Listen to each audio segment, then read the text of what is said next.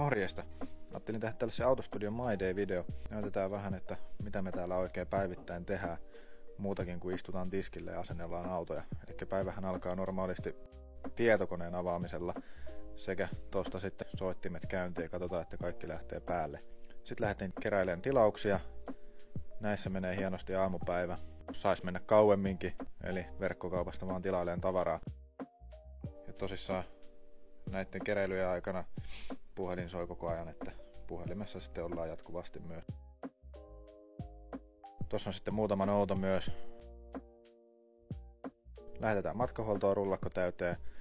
Sitten oli tosi tärkeä palaveri, kuten näkyy. Sitten säädeltiin vähän autoa. Siinä viritellään mikrofonia. Katsotaan DSP-säätöjä kuntoon. Elikkä Audisoni DSPtä, sieltä RTA auki. Katsotaan vähän miltä